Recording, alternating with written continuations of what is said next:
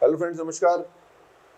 RAS preparation series में आज Rajasthan history culture में बात करेंगे राजस्थान के राजपूताने के एक और राजवंश मेवाड़ और मारवाड़ करने के बाद में तीसरा सबसे इम्पोर्टेंट जो राजवंश है वो है कछवाहा राजवंश, जो कि राजपूताने के इतिहास में, मध्यकालीन राजस्थान के इतिहास में बहुत ही इंपॉर्टेंट रोल प्ले करता है।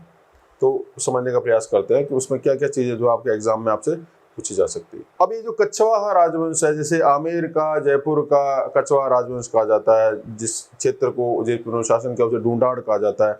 सबसे पहले किसी भी राजपूत वंश की उत्पत्ति से संबंधित बहुत वाद विवाद होते हैं। कछवाहा राजवंश के लोग स्वयं मानते हैं कि हम जो है राम के पुत्र कुश के वंशज हैं। कुशवाहा से जो है शब्द कछवाहा बना, इसलिए हम जो है राम के वंशज हैं, हम सूर्यवंशी राजा हैं। बूंदी के राज कवि सूर्यमल मिशन, जिन्होंने वंश भास्कर लिखा, वो भी ये बात स्वीकार करते हैं कि ये जो है इनकी उत्पत्ति जो है वो राम से हुई है, लेकिन साथ ही साथ में वो ये उल्लेख करते हैं कि कछवाहा शब्द जो है वो कूर्म से बना है। कूर्म और कच्छप, उसी से जो है ये कछवाहा वंश बना। अब चूंकि कूर्म जो है वो माना जाता है, उसका संबंध अगर इंडियन माइथोलॉजी, हिंदू माइथोलॉजी में जाया जाए तो भगवान विष्णु से माना जाता है, तो ये विष्णु की संतान माने गए। कुछ इतिहासकार ये मानते हैं कि एक राजवंश होता था जिसका नाम था कच्छप घात राजवंश, जो कि ग्वालियर के आसपास शासन करता था। उसका एक आगे राजा भी था, उसका नाम है नरवर।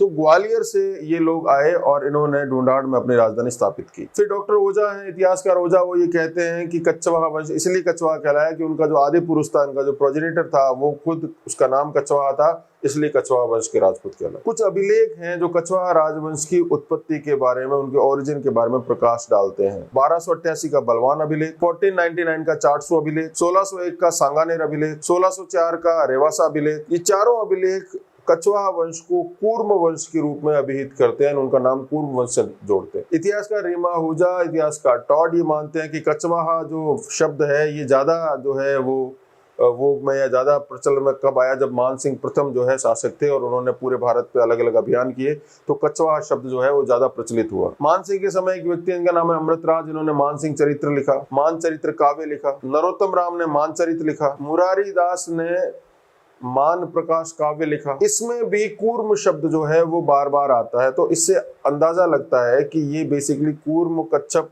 से ही शब्द निकला है।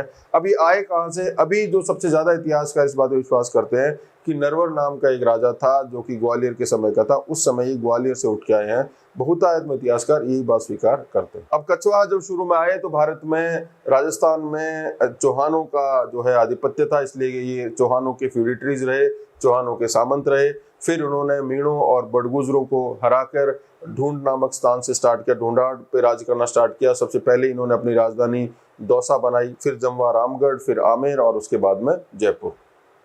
अब एक एक करके इनके इंपॉर्टेंट शासक को देखते हैं। सबसे पहला जो शासक है उसे दूल्हे राय भी कहा जाता है, लोक कथाओं में इसका नाम ढोला भी मिलता है। एक किताब है कच्छप महाकाव्य, दूसरी किताब है कूर्म विलास। ये दोनों ही किताबें बोलती है कि दूल्हे राय जो है वो ग्वालियर से उठ के या ग्वालियर से स्टार्ट करके वो जयपुर की तरफ आए, यानी ढूंढाड़ की तरफ आए। वहीं मुर्नोत नैणसी की ख्यात में बांकीदास, कर्नल टॉड, ये तीनों मानते हैं कि दूल्हे राय जो है वो नरवड़ नाम का एक इलाका था, नरवड़ नाम का एक छोटा सा प्रिंसिपलिटी, छोटा सा राज्य था, वहां से आए। 1127 में इन्होंने बड़गुजरों को पराजित किया। बड़गुजर भी जनजाति थे और वो बड़गुजर राजपूत जनजाति माने जाते थे। ऐसा माना जाता है कि दूल्हा राय शब्द जो है वो दूल्हे से बना है, जो आगे जाके ढोला बनता है। दूल्हे राय का मूल नाम तेजकरण था। मीणों का इस क्षेत्र में पूरा आधिपत्य था। अब इसकी कई कहानियां हैं। टॉड कहानी ये सुनाते हैं कि नरवड़ से जब निकलती है इसकी दूल्हे राय की माँ, तो वो तो पोट्री के ऊपर, पोट्री में छोटी जो जिसको बोलते हैं कि बकेट होती है घास की बनी हुई,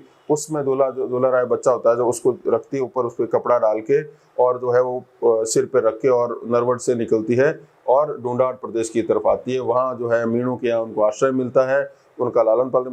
मीना जो उस समय जो ट्राइबल हेड होता है उसको अपनी बहन बनाता है। बाद में पता चलता है कि ये जो है वो नरवड़ के रॉयल प्रिंस के डिसेंट हैं और इनके उत्तराधिकारी हैं। तो फिर बाद में जो है दूल्हे राय को प्रशिक्षित किया जाता है, फिर बाद में दूल्हा राय जो है उन्हीं के क्षेत्र पे कब्जा कर लेता है। तो मूल बात ये है कि मीणों और बड़गुजरों को हटाकर दूल्हा राय ने अपने आप को स्थापित किया। जमवा रामगढ़ में उन्होंने अपनी राजधानी बनाई। वहीं पर कछवाओं की कुलदेवी जमवाय माता का मंदिर भी बनवाया गया। अगला शासक है कोकिल देव। कोकिल देव का संघर्ष मीणों से चला, क्योंकि मीणे जो है वो यहाँ पर पिछले 1000 साल से शासन कर रहे थे। ये जो पूरा एरिया जो था, दौसा के आसपास का पूरा क्षेत्र जो था, ये यहाँ पे ट्राइबल हेड्स थे, छोटे छोटे ट्राइबल हेड्स थे, और उन्हीं का पारंपरिक कब्जा था। तो कभी वो पराजित कर देते थे कछवाओं को, कभी कछवा इनको पराजित कर देते थे। तो कोकिल देव के क्रम में ये हुआ कि मीणों को एक करारी शिकस्त उन्होंने दी, और ऐसा माना जाता है कोकिल देव ने ही आमेर के गढ़ का निर्माण करवाया और आमेर को अपनी राजधानी बनाया। इस आमेर पर पहले एक छोटा गढ़ होता था, छोटा सा रैम्पेट होता था, जो मीणों द्वारा बनाया गया। बाद में अलवर के आसपास के क्षेत्रों के यादवों को हराकर मेड़ और बैराट के क्षेत्र भी उन्होंने अपने कब्जे में ले लिए। अब कोकिल देव के समय ही कछवाओं की कई शाखाएं बनने लगी।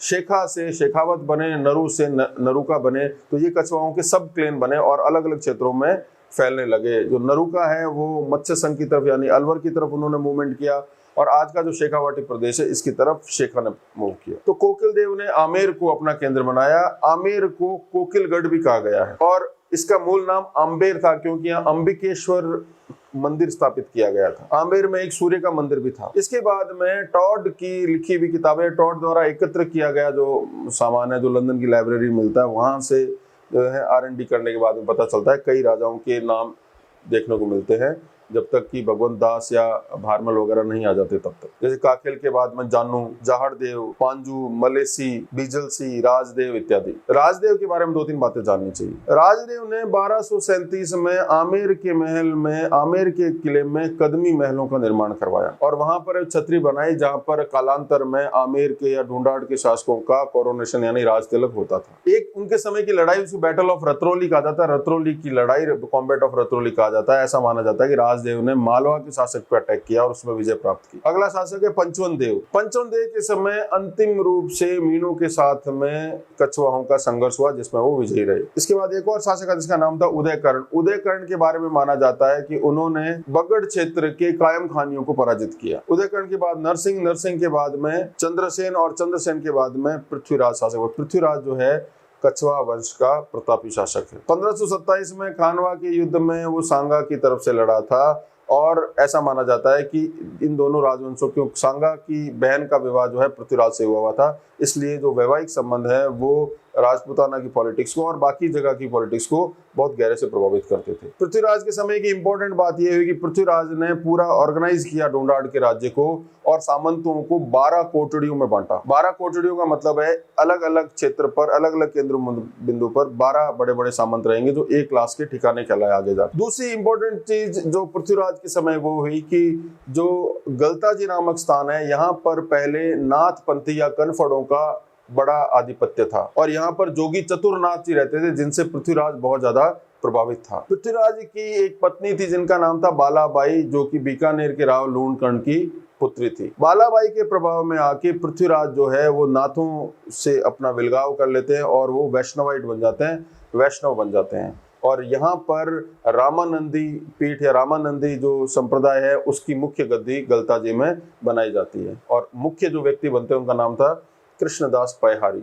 वो कल्चर पढ़ेंगे तो और डिटेल में पढ़ेंगे। पृथ्वीराज के बाद में उनका छोटा पुत्र पूर्णमल सत्ता में आता है 1527 से लेके 1533। पूर्णमल की भी सत्ता में आने में बीकानेर के राजवंश का बहुत महत्वपूर्ण योगदान था, खास करके राव लूणकर्ण का। अब ये वो समय है जब खानवा के युद्ध का समय निकल चुका है, अकबर वापस आना, अकबर के आने से पहले और खानवा के युद्ध के बीच का समय है, जो बाबर के जो पुत्र हैं हुमायूं, हिंदाल, अस्करी, कामरान वगैरह, वो अलग अलग क्षेत्रों में फैले। तो हिंदाल जो है उसको अलवर के आसपास का क्षेत्र दिया जाता है, और हिंदाल के साथ ही एक लड़ाई होती है जिसे बैटल ऑफ अंसेरी कहा जाता है। अंसेरी की लड़ाई में जो 1534 में होती है उसमें पूर्णमल मारे जाते हैं। पूर्णमल के बाद में भीमदेव सत्ता में आते हैं, थोड़ा समय रहता है, इनकी कोई ज्यादा इंपॉर्टेंस नहीं है। उसके बाद सत्ता में आते हैं रतन सिंह 1536 से लेके 1546। रतन सिंह के समय, रतन सिंह जो था वो ज्यादा आमोद प्रमोद में एंटरटेनमेंट रहता था, तो उसने कोई ज्यादा ऑर्गेनाइज नहीं किया अपने छोटे स्टेट को। इनके चाचा का नाम था सांगा, जिन्होंने सांगानेर नाम का कस्बा बसाया, जो कि आमेर से दक्षिण में स्थित है। सांगा ने आक्रमण किया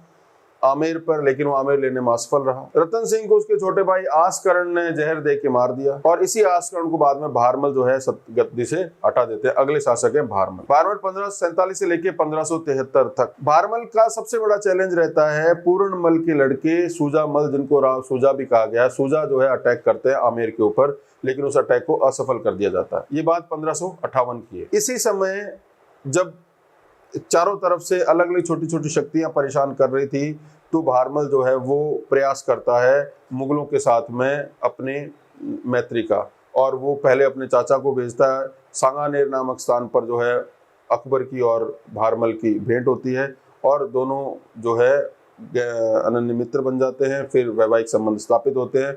सांबर में 1562 में भारमल ने अपनी पुत्री हरखूबाई का विवाह अकबर के साथ किया। ये पहला राजपूत शासक बनता है जो मुगलों के साथ वैवाहिक संबंध स्थापित करता है। हरखूबाई से बाद में सलीम उत्पन्न होते हैं। हरखूबाई को मरियम उजमानी की उपाधि भी मिलती है, और उनका विवाह जो है हिंदू रीति से होता है, उनका धर्मांतरण भी नहीं होता। भारमल अपने हेरिटेज में 5000 मनसबदारी बन गए थे। अकबर ने उन्हें अमीर उल उमरा की उपाधि भी दी थी। भारमल के बाद में अगले शासक है भगवंत दास, इनको भी अमीर उल उमरा की उपाधि मिली। 1585 में इन्होंने अपनी पुत्री मानबाई का विवाह सलीम के साथ किया, जिनसे बाद में खुसरो उत्पन्न होते हैं, और बाद में मानसिंह उनको सत्ता में लाने के प्रयास करते हैं।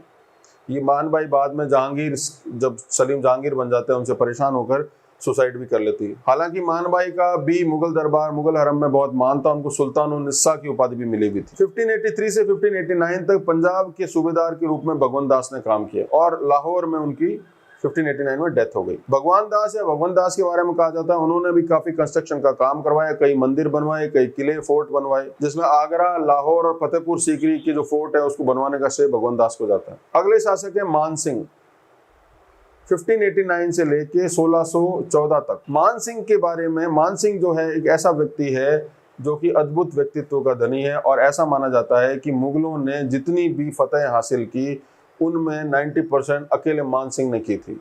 ऐसा कोई क्षेत्र नहीं था जहां पर व्यवस्था ठीक नहीं है, अकबर मानसिंह को भेजे और व्यवस्था ठीक नहीं हो जाए। तो बेहतरीन प्रशासक, बहुत बड़े जनरल, बहुत बड़े कमांडर और बहुत बड़े कूटनीतिज्ञ। जब वो 12 साल के थे तभी मुगलों की सेवा में आ गए थे, और जीवन पर्यंत मुगलों की उन्होंने सेवा की। ऐसा माना जाता है उन्होंने 67 लड़ाइयां लड़ी, एक भी लड़ाई में वो हारे नहीं। 1569 में सुरजन राय हाड़ा के खिलाफ रणथंबोर अभियान जब अकबर ने किया तो उसमें मानसिंह मेन व्यक्ति थे। 1573 में गुजरात अभियान के समय, 1576 में हल्दी घाटी के समय, हल्दी घाटी के अभियान में ऐसा माना जाता है, जो कछवाहा डॉक्यूमेंट्स मिलते हैं उसमें ये था कि जब हल्दी घाटी का युद्ध खत्म हो गया तो उस समय चित्तौड़ के नगर को लूटने का आदेश दिया गया था अकबर की तरफ से, कि वहां से वॉर बूटी लेके आना है, युद्ध की लूट की माल वगैरह लेके आना है, जो मानसिंह नहीं करता है। मानसिंह चित्तौड़ नगर को लूटने से मना कर देता है। इसकी वजह से अकबर जो है 2-3 महीने के लिए मानसिंह से नाराज रहता है, उसको दरबार में आने की अनुमति भी नहीं होती। हालांकि अकबर ने उसे फर्जंद की उपाधि दी थी, क्योंकि वो हल्दी घाटी की बैटल में जीत के आता है। उसके बाद में एक एक करके सभी क्षेत्रों में अकबर उसे अपने जो है कमांडर इन चीफ के रूप में भेजता है, जिसमें अफगानिस्तान तक का क्षेत्र था, इसमें काबुल था, कंधार था, लाहौर था, सिंध था, पूर्व में बंगाल था, बिहार था, उड़ीसा था। रोशनाइयों के खिलाफ विद्रोह, इन सभी विद्रोहों को दबाने का काम और मुगल एम्पायर को ऑर्गेनाइज करने का काम मूल रूप से मानसिंह ने किया था। रोशनाइयों का विद्रोह, जो कि रोशनाई और अफरीदी और यजदी, ये 3 कबीले अफगानिस्तान और पाकिस्तान के बॉर्डर पे वर्तमान में है, वो बहुत ही दुर्दांत कबीले माने जाते हैं, जिनको दबाना वो समय समय पर विद्रोह करते रहते थे। उन विद्रोहों को तलवार के बूते दबाने का काम मानसिंह ने किया, और उन ट्राइब्स के जो है वो झंडों को लेकर उन्होंने दरबार में जब पेश किया तो अकबर ने उन्हें इजाजत दी कि जयपुर ढूंढाड़ राज्य अपना, सॉरी जयपुर समय नहीं था,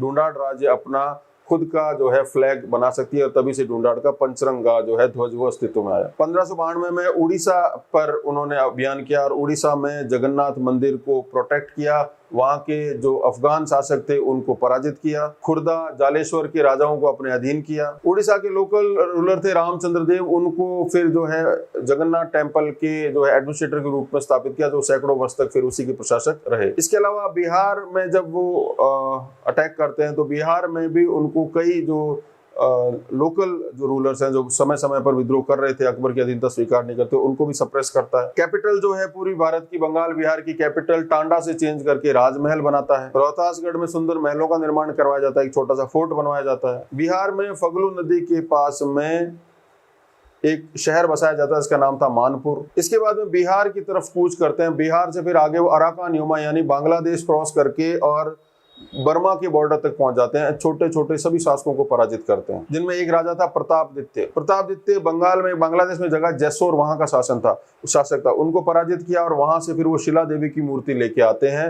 और आमेर में उसको स्थापित करते हैं। इसके अलावा बंगाल में एक और शहर बसाते हैं, इसका नाम अकबर नगर था। मान सिंह के कई पुत्र थे, लेकिन उनके जो प्रिय पुत्र का नाम था जगत सिंह, जो बाद में एक्सेसिव ड्रिंकिंग के कारण उनकी डेथ हो जाती है।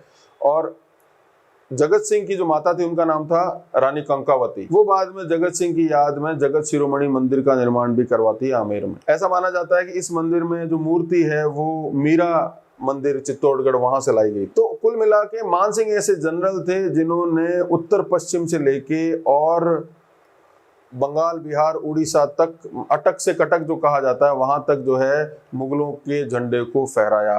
अटक मुल्तान के पास में, वहां पर जब वो सिंधु नदी को पार कर रहे होते हैं, उस समय का एक प्रसिद्ध कपलेट है, जब सारी जो है काफी बड़े बड़े सेनापतियों के घोड़े वहां अटक जाते हैं तो मान सिंह जो है उसको जो है नदी को पार कर जाते हैं। उसके बाद में एक वो दोहा बोलते हैं, सबे भूमि गोपाल की या मैं अटक कहाँ, जाके मन में अटक है सो ही अटक रहा। अकबर की डेथ के बाद में जब सलीम सत्ता में आना चाह रहा था तो सलीम जो है शराबनोशी के कारण और अपने खराब व्यवहार के कारण एक अच्छा शासक नहीं बनने वाला, इसलिए मान सिंह ने यह प्रयास किया कि अकबर की डेथ के दौरान जो अकबर बीमार पड़ चुका था, उनको जो है रोग हो चुका था, तो वैसे में वो चाह रहे थे कि मान सिंह से जो खुर्रम पैदा हुआ, जो खुसरो, शहजादा खुसरो जो है, जो जहांगीर का सलीम का पुत्र, उसको सत्ता में लाया जाए। उसके लिए वो काफी प्रयास करते हैं, 3 बार अटेम्प्ट करते हैं, राज की खजाने को लूटने तक का प्रयास करते हैं, लेकिन उनके सारे प्रयत्न जो है वो सैयद बारहा जो है वो असफल कर देते हैं। आखिरकार जो है फिर सत्ता में जहांगीर आते हैं और जहांगीर सलीम जब जहांगीर बनते हैं तो कुछ समय के लिए मान सिंह का और उनके संबंध जो खराब रहते हैं, लेकिन बाद में जहांगीर इस बात को भान लेता है कि मान सिंह ने चाहे कितना भी विरोध किया उसको सत्ता में आने का, लेकिन मान सिंह को अगर हटाया जाएगा या उनको जो है उनकी सत्ता को चुनौती दी जाएगी तो मुगल साम्राज्य जो है वो ध्वस्त हो सकता है। इसलिए उनको वापस 7 हजारी मनसब पर रीइंस्टेट कर दिया जाता है। मान सिंह जितना बड़ा पॉलिटिकल अचीवर था उतना ही बड़ा कल्चरल अचीवर भी थे। उन्होंने धर्म को, साहित्य को, कला को, स्थापत्य को, सबको प्रश्रय दिया। ऐसा माना जाता है कि जहांगीर और तुलसीदास और दादू दयाल दोनों से उनके व्यक्तिगत संबंध थे। दोनों ही आमेर के दरबार में यानी ढूंढाड़ के दरबार में आते थे और उनके साथ लंबी वार्ताएं मान सिंह करता था। उनके दरबार में एक विद्वान थे जिनका नाम था पुंडरीक विट्ठल। उन्होंने 4 ग्रंथ लिखे, रागमाला, रागमंजरी, राग निर्णय और सर्तन निर्णय।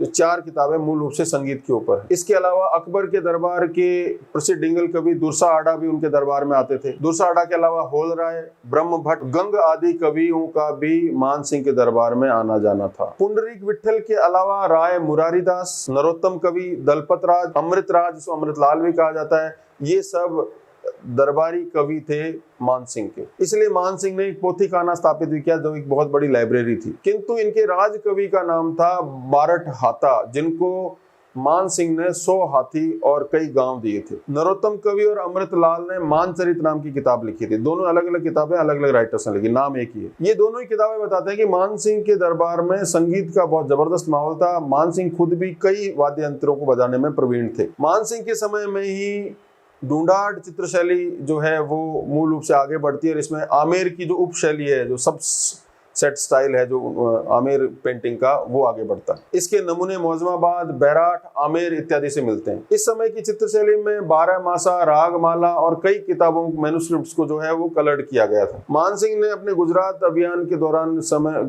जब गुजरात अभियान कर रहे थे 73 में, उस समय भागवत पुराण को भी इलस्ट्रेटेड करवाया था। इसके अलावा गीत गोविंद, चौर पंचासी का इत्यादि ये भी कलर्ड जो है मान सिंह के समय में ही हुई थी। अब अगर वास्तुकला की दृष्टि से देखा जाए तो मान सिंह ने कई किलों का, कई बावड़ियों का, कई मंदिरों का निर्माण करवाया, जिसमें हमने कुछ मंदिरों की चर्चा, जैसे शिला माता का मंदिर, जगत शिरोमणि मंदिर इत्यादि की चर्चा कर ली है। इसके अलावा आमेर के फोर्ट का जो वृहदीकरण है, उनको एलोबरेट करवाने का काम भी मान सिंह करते हैं। इसके अलावा मान मंदिर, मान चट, सरोवर घाट, जो वाराणसी का सरोवर घाट है, उसका निर्माण भी मान सिंह करवाते हैं। उन्होंने वृंदावन में गोविंद देव मंदिर का निर्माण करवाया। एक 7 मंजिला मंदिर का निर्माण भी उन्होंने प्रारंभ करवाया था, जो कि 4 मंजिल आने के बाद में रुक गया था। इसके अलावा पुष्कर में, मानपुर में, जगन्नाथपुरी में भी एक मंदिर का निर्माण मान सिंह ने करवाया। बंगाल में सलीमपुर का दुर्ग, बिहार में मणिहारी का दुर्ग, ढूंढाड़ में रामगढ़ का दुर्ग इत्यादि की स्थापना मान सिंह ने करी। इसके अलावा राजमहल में अकबर नगर, गया के पास में मानपुर, बिहार में बैकुंठपुर, इन कस्बों शहरों की स्थापना भी मान सिंह करते हैं। इसके अलावा कश्मीर में, पंजाब में, बिहार में, बंगाल में, उड़ीसा में, दक्कन में और उत्तर पश्चिम में 100 से ज्यादा महलों का, सरोवरों का निर्माण का श्रेय जो है